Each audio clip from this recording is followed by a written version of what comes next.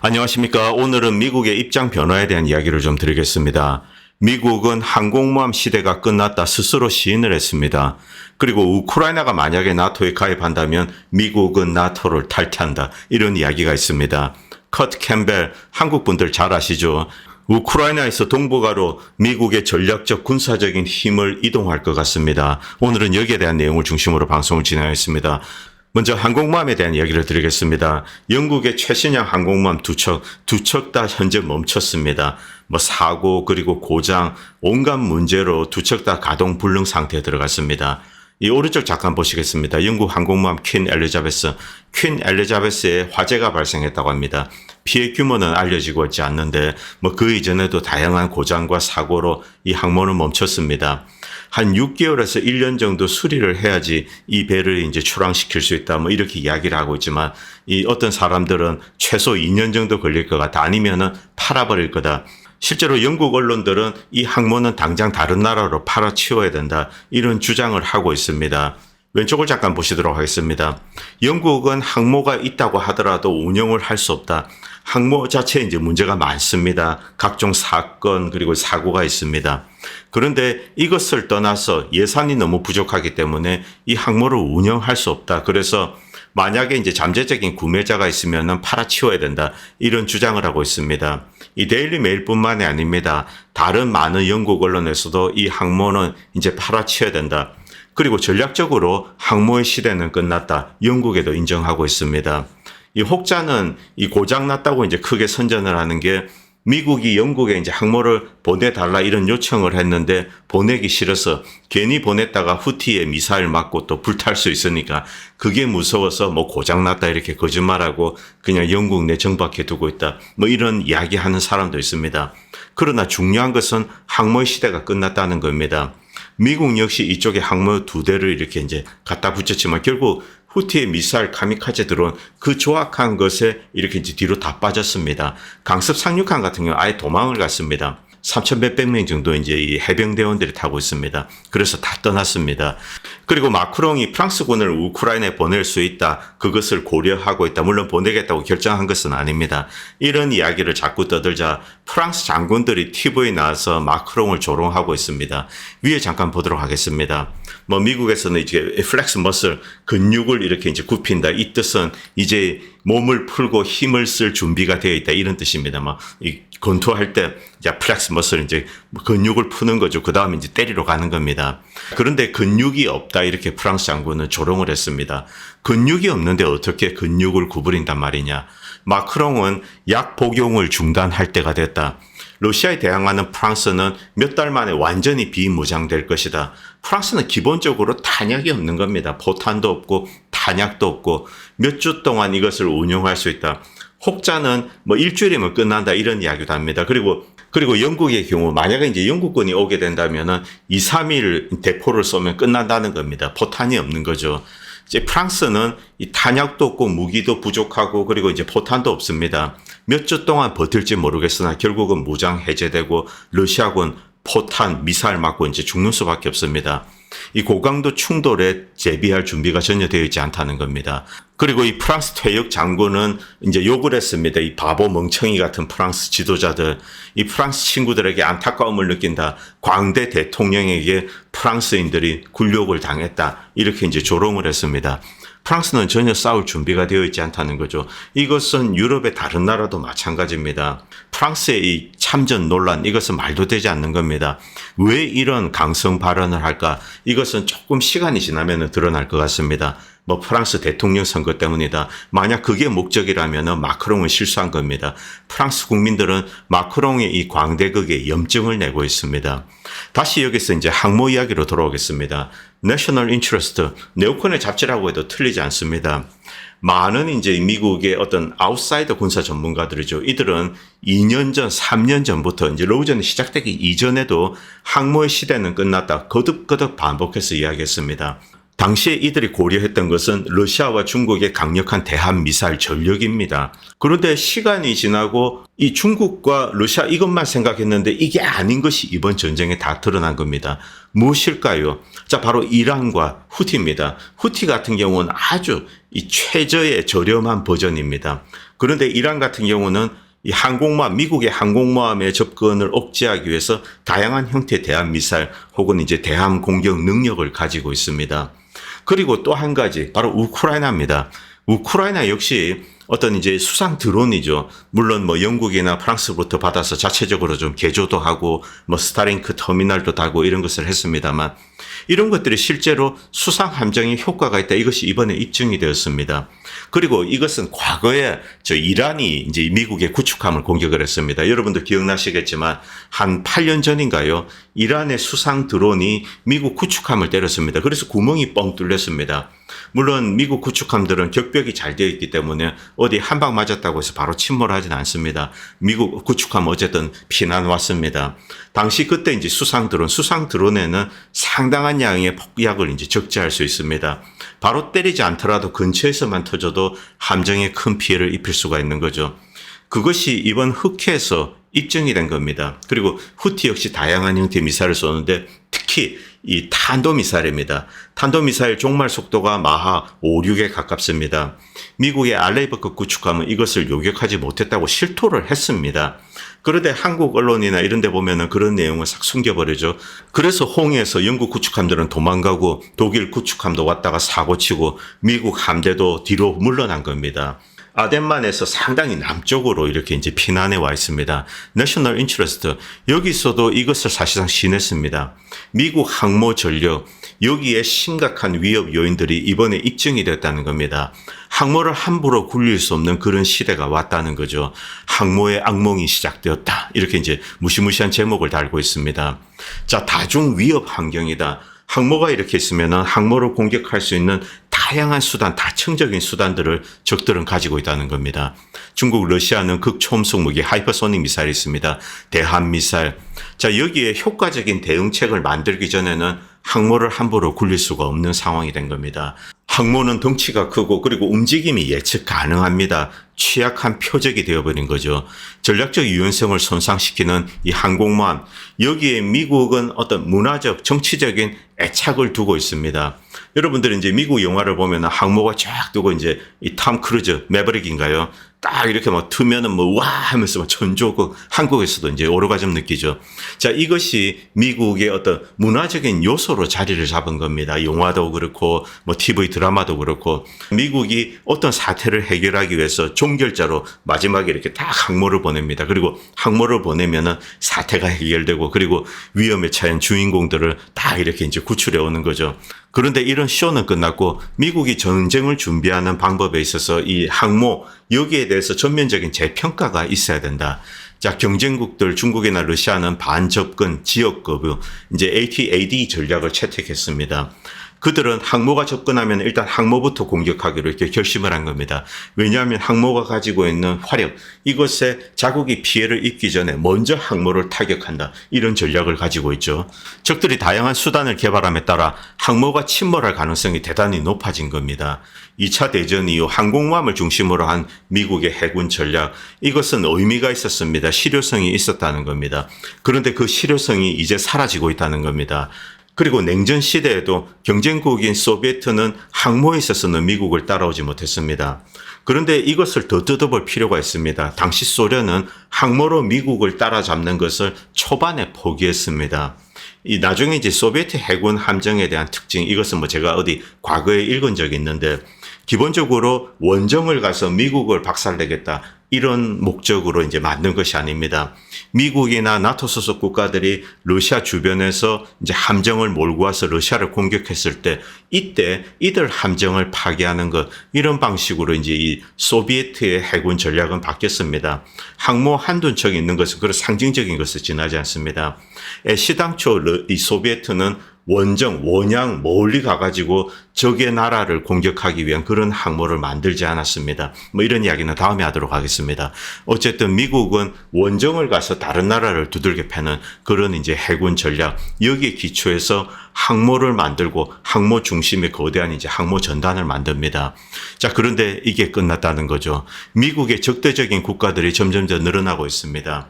미국의 패권과 안보의 주요 도전자 소비에트가 있었던 냉전 시대와는 달리 이제 오늘날에는 다양한 적이 있습니다. 두 개의 주요 강대국 러시아와 중국입니다. 그리고 이란이나 북한 같은 중간 규모 이런 국가도 미국의 함대를 위협하는 겁니다. 오늘날 필요한 것은 미국이 전쟁에서 싸우고 승리하는 방식을 다시 이렇게 생각해라는 겁니다. 냉전이 끝난 이후 미국은 환경에 잘 적응하지 못했습니다. 너무나 오만했죠. 이라크전 승리로 미국은 이제 기세등등했습니다. 그리고 실제 전쟁에 필요한 무기를 만드는 데 게을리했습니다. 그것이 입증된 것이 이번 러우전입니다. 무기와 장비를 조달하고 전쟁을 계획하는 방식, 이것은 구식이다. 전쟁에 있어서 위협에 대한 실제 임무와 어떤 수익, 이익 이런 것이 아니라 정치적인 고려를 하고 전략을 짜야 되는데 미국은 대단히 뒤틀렸다는 겁니다. 수익은 그대로 이제 군산복합체로 가는 거죠. 이 자금력이 풍부한 방위 산업체 이들의 이해를 위해서 이 미국의 무기 체계가 바뀌었다는 겁니다. 그리고 항모 같은 것, 고가의 어떤 이제 전투기라든가 이런 것을 싣고 나중에 이제 그런 것을 사게 되면은 엄청난 돈이 또 군산복합체로 흘러갑니다. 이런 군산복합체의 이해관계가 미국의 전쟁 준비 태세를 이렇게 이제 약화시켰다는 겁니다. 비싸고 번거로운 항공모함에 대한 미국의 집착, 문화적인 코드로 자리를 잡았는데 이것을 이제 버려야 한다는 겁니다. 중국이나 러시아 등 강대국 그리고 이제 주변의 다양한 형태의 적대국들이 나타났습니다. 이들은 다층적인 어떤 이 공격 시스템을 갖추고 있습니다. 자, 물론 항모를 이렇게 이제 버린다 쉽지 않은 결정입니다. 그런데 항모에 대해서 부정하고 다른 식으로 이제 투자를 하자 이런 이야기를 하면은 비애국적이거나 반역적이다 이런 식으로 간주될 수 있는데, 그런데 항모를 문화적인 아이덴티티 어떤 상징으로 고수를 하게 된다면 미국의 해군 전력은 큰 위험에 노출이 된다는 겁니다. 항모는 이제 의지하기에 이 끔찍한 무기가 되어버린 거죠. 항모 한 척이 떠지면은 그 미국의 해군 전력의 몇십 프로, 15% 이런 게 날아가 버립니다. 중국과 러시아의 반접근 지역 거부 전략.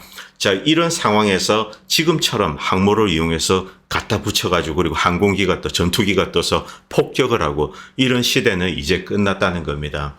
미국의 주류 언론, 미국의 주류 싱크탱크, 내셔널 인트레스트는 하나의 잡지에 불과합니다만 이들 주류 세력과 가까운 겁니다. 자, 이들 주류 세력 역시 항모 시대는 끝났다. 이것을 인정하기 시작한 겁니다. 그리고 이제 더글라스 맥그리거 대령은 이런 이야기를 한 적이 있습니다. 몇 번 하셨죠. 이 지구상에는 두 가지 종류의 이제 배가 있다는 겁니다. 수상에 떠 있는 수상함이고 그리고 잠수함이 있는데 수상함은 그냥 관역 타겟이라는 겁니다. 쉽게 파괴하고 또 공격할 수가 있는 거죠. 그런데 잠수함은 포착하기도 힘들고 공격하기도 힘듭니다. 그래서 미래 해군 전력의 중심은 잠수함으로 가게 된다. 다행히도 미국은 일단 세계에서 가장 강력한 잠수함 전력을 가지고 있습니다. 그런데 여기에도 심각한 의문표를 다는 사람들이 있습니다. 맥그리거 대령은 미국의 잠수함 전력에 대해서 이렇게 안심을 하는 편인데 다른 사람들은 미국의 잠수함 전력 역시 대단히 왜곡되어 있다 이렇게 이야기를 합니다. 미국은 많은 수의 이제 핵 잠수함을 가지고 있습니다. 그리고 상당수의 핵 잠수함이 이 핵 미사일이죠. 이 포세이돈이죠. 자, 이런 것을 탑재하고 먼 거리에서 중국이나 러시아에 이제 수소폭탄을 쏘는 겁니다. 그런데 이게 잘못되었다는 겁니다. 공격형 잠수함이 필요한 겁니다. 수상함정을 공격하는 것 혹은 적의 잠수함을 타격할 수 있는 공격형 잠수함, 디젤이든 핵이든. 그런데 미국의 잠수함 전력의 이제 압도적인 포션은 이제 포세이돈을 탑재하고 이제 핵미사일을 쏘는 겁니다. 자, 이것을 바꿔야 된다. 이런 주장을 하는 사람도 있습니다. 공격형에 있어서 오히려 러시아가 조만간에 미국을 따라잡게 될 것이다. 그렇게 이야기하는 사람들이 있습니다. 러시아의 핵 탄도미사일을 탑재한 잠수함의 수 그렇게 많지 않습니다. 압도적인 다수는 공격형 잠수함입니다. 미국의 수상함대를 타격하는 거죠. 그래서 미국의 해군은 이 러시아의 잠수함 전력, 공격형 잠수함 전력에 노출이 되어 있다. 이런 이야기를 하는 사람도 있습니다. 자, 그리고 란셋의 폭양량이 늘어나고 있습니다. 150kg 폭발물을 실은 이런 란셋도 등장을 했습니다. 한 방에 그냥 탱크 같은 것은 찢어지는 겁니다. 이런 파괴력이 큰 폭발물을 실은 란셋이 등장하고 그리고 이런 것들이 우크라이나 배후 깊숙한 곳을 타격하고 있습니다. 빌딩 같은 것도 공격을 하더군요. 이것이 우크라이나의 또 하나의 위협 요인이 되고 있습니다. 그리고 텔레그래프에 올라온 이 기사 잠깐 보도록 하겠습니다. 유럽은 미국의 나토 탈퇴를 대비해야 된다. 이 트럼프가 대통령이 되었을 때 유럽에서 미군이 빠질 가능성이 높다. 이런 이야기를 하고 있습니다. 저 역시 그 가능성이 높다고 생각합니다.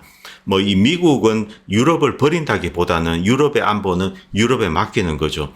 유럽 각국들이 무장을 강화하는 겁니다. 국방력에 많은 투자를 하고 러시아는 너희들이 막아라. 이것이 이제 미국의 주문입니다. 이 트럼프 진영은 최소한 유럽에 있어서는 합리적입니다. 우크라이나에는 미국의 실존적인 이해가 없다. 물론 트럼프 집권 1기에는 이제 여기에 많은 투자를 했습니다.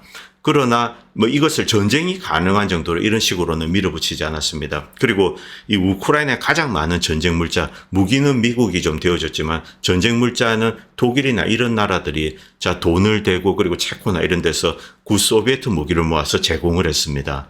어쨌든 로전이 터졌고 우크라이나는 패배했습니다. 미국 역시 어떤 레퓨테이션에는 큰 데미지를 입었습니다만 유럽에 대해서 어느 정도 이익을 본 것은 사실입니다.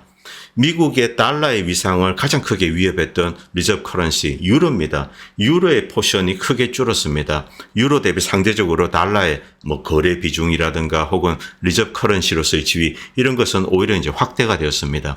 그리고 유럽의 첨단 제조업이 미국 쪽으로 많이 옮겨져 왔습니다. 전부 다는 아니죠. 그런데 유럽은 높은 에너지 비용을 감당할 수 없어서 미국 쪽으로 공장을 옮기고 미국 내 이제 일자리가 늘어나고 그리고 미국의 비싼 LNG 가스를 유럽이 사가고 이런 이익을 받기 때문에 미국은 일단 손을 떼고 유럽 너희들은 기본적으로 잘 사는 나라들이니까 이제 국방력에 투자해서 러시아는 너희들이 방어해라.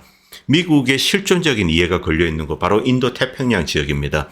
중국만이 미국의 패권을 넘어설 수 있는 그런 잠재력을 가지고 있는 상황입니다. 그렇기 때문에 중국을 컨테인해야 되죠. 이것은 한국이나 일본 입장에서 사실은 심각하게 고민해 봐야 되는 겁니다. 대한민국 같은 경우 서해, 만약 미군이 한반도에서 철수를 하게 된다면 서해의 한 90% 정도를 중국이 야 여긴 우리 바다 그리고 한국 함정 들어오면은 포를 쏠 수도 있고 그런 상황이 될 수도 있습니다. 물론 이것은 하나의 가정입니다. 자, 그리고 마이클이 상원의원의 글을 잠깐 보도록 하겠습니다. 아메리칸 컨저버티브. 제 개인적인 생각은 이 아메리칸 컨저버티브와 사실 제일 유사합니다. 미국의 보수의 원류라고 할 수 있습니다. 그리고 외세의 영향을 받지 않습니다. 글로벌리스트 영향을 받지 않고 군산복합체의 영향을 받지 않고 어떤 금권 세력들, 이슬이나 이런 로비단체 이런 데 영향을 받지 않고 특정 이익 집단이나 외부 세력에 의해서 컨트롤되지 않고 미국 스스로를 강화하기 위해서 무엇을 해야 되는가. 자, 이것을 위해서 미국의 이제 보수주의자가 모여서 만든 저널이죠. 팻 부캐넌이 이것을 만들었습니다. 마이클이 상원의원이 이런 글을 썼습니다.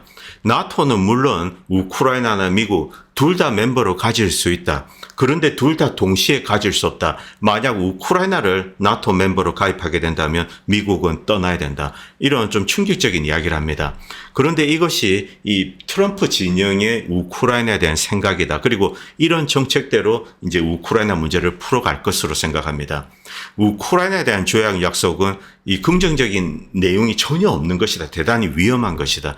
로전 2주년을 맞아서 옌스 스톨텐베르크 나토 사무총장은 우크라이나가 나토에 가입할 겁니다. 이것은 시간의 문제일 뿐입니다. 하느냐 마느냐의 문제가 아닙니다. 이런 식으로 떠들었습니다.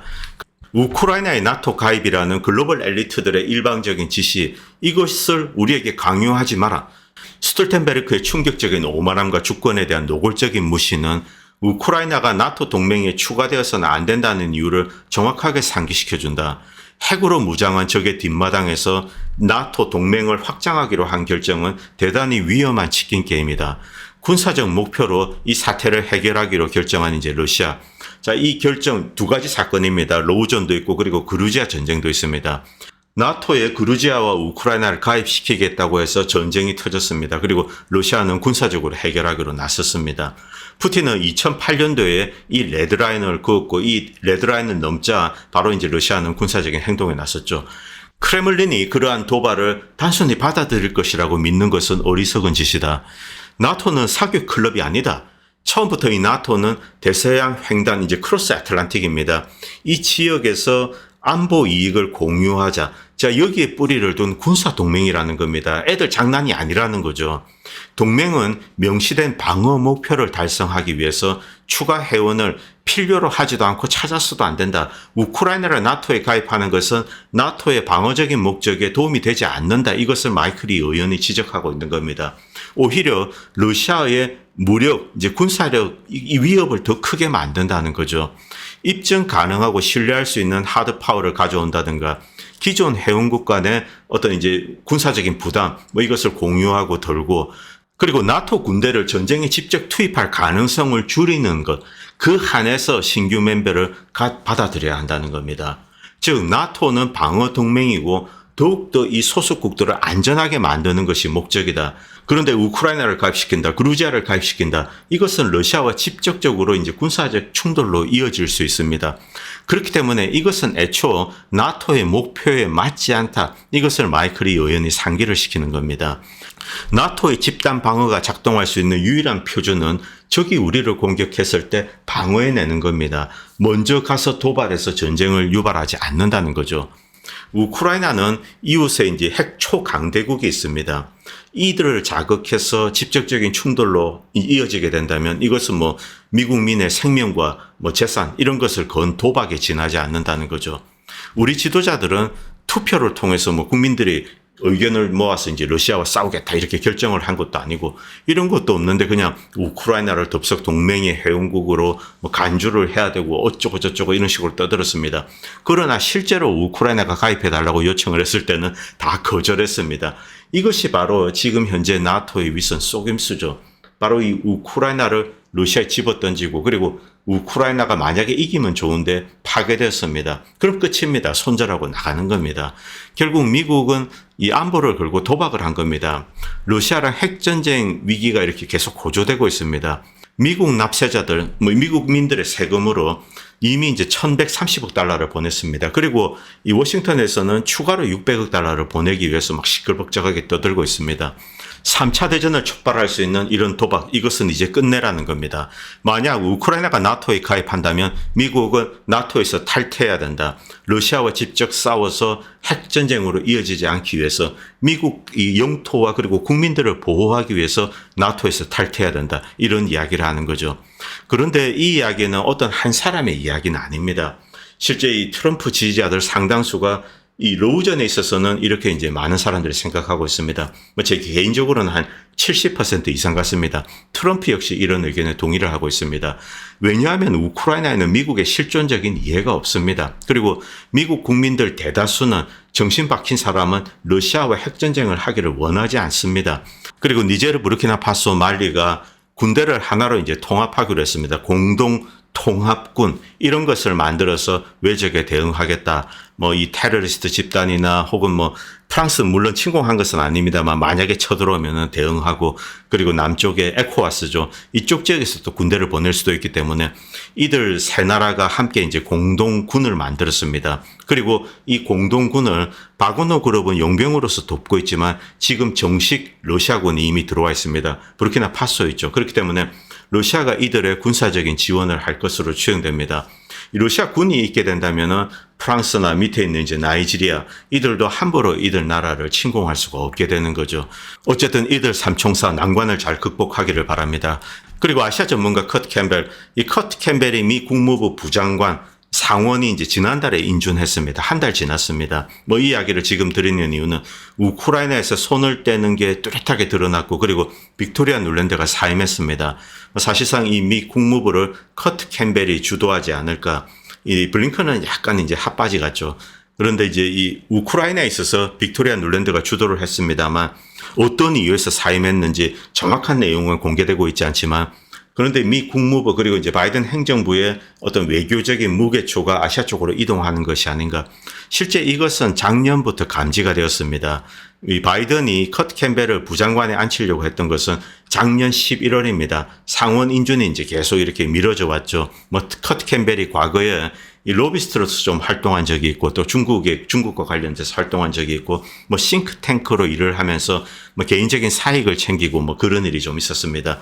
정확하게 어느 정도 사익을 챙겼는지 그런 것은 드러나고 있지 않습니다만 이 커트 캠벨은 어느 한 분이 이제 이런 댓글도 주셨는데 뭐 과거에도 뭐 중국에 대해서 강경파다 이런 것은 아닙니다. 커트 캠벨은 이 CFR의 직계라고 할 수 있습니다. 커트 캠벨은 네오콘으로 분류되지 않습니다. 과거에 한 2000년대 초반 뭐 한 2010년대까지는 오히려 이 중국과의 어떤 중간에 중재자 역할을 하는 로비스트라고 해야 될 거예요. 이런 역할도 좀 했었습니다. 그리고 아시아 관련 싱크탱크를 만들고 여러 가지 이제 전략 보고서를 내고 이 CFR 이런 데 이제 보고서를 제출하고 이런 일을 했습니다. 자, 그리고 이 커트 캠벨은 오바마 때 이미 이 한미일, 자, 이쪽에 삼각 동맹을 만드는데 블루프린트를 만든 사람입니다. 그때는 중국과 이제 대결을 하겠다 이 구도까지는 아니었습니다만 이것이 점점 더 구체화되고 그리고 이 트럼프 대통령 때 한미일로 이제 힘을 모아서 중국을 밀어내자 여기까지 되었죠. 중국에 대해서 이제 강경해지기 시작했습니다. 그리고 바이든 때 들어서서 더욱더 강경해졌습니다. 그래서 커트 캠벨은 트럼프가 백악관으로 다시 돌아온다고 하더라도 물러나지 않고 이 국무부에서 대아시아, 특히 이제 동아시아죠. 여기를 이제 지휘할 것 같습니다. 자, 지금 미국에서는 삼전과 하이닉스 인력들을 막 빼가고 있습니다. 여기서 미국 이야기 잠깐 드리겠습니다. 우크라이나는 미국의 실존적인 이해가 없고 아시아에는 미국의 실존적인 이해가 있습니다. 미국은 한국과 일본 그리고 대만도 있습니다. 뭐 지금 이들을 모아서 중국과 전쟁을 하겠다, 뭐 미래에 어떤 열전이 반드시 터진다 이렇게 우리가 단정을 할 수는 없습니다. 그러나 한 가지 중요한 원칙은 중국의 힘이 더 이상 팽창되는 것을 막겠다. 그리고 아시아 쪽에서 제조업 기반을 미국 내로 뜯어옮기겠다. 이것은 어떤 외교적인 중국을 대비하는 뭐 그런 측면보다도 미국 내 제조 역량을 강화하는 겁니다. 그래서 반도체 기업이라든가 뭐 2차 전지 이런 기업들을 가져오고 그리고 대만이나 한국에서 반도체 인력들을 이렇게 빼오는 거죠. 미래의 주도 산업이 될 뭐 반도체. 자, 이것의 끈을 놓치지 않겠다. 그리고 틱탁을 만약에 이제 이 중국 자본이 그대로 머물러 있는다면 아예 밴시켜버리고 금지시켜버리고 중국 자본이 떠나게 된다면 틱탁을 이렇게 이제 미국이 허용하겠다. 이 뜻은 틱탁도 미국이 통제하겠다는 겁니다. 즉 뭐 첨단 부문에 있어서 미국의 주도권을 결코 놓지 않겠다. 이것이 이제 미국의 의지죠. 물론 미국의 뜻대로 된다는 보장은 없습니다. 미국이 지금 뭐 인터넷이라든가 IT 뭐 AI 이런 데 주도하고 있는데 중국은 빠르게 이렇게 이제 추격하고 스스로 노력을 하고 있습니다. 한국이나 일본은 좀 어정쩡하게 이렇게 왔다 갔다 하고 있는 거죠.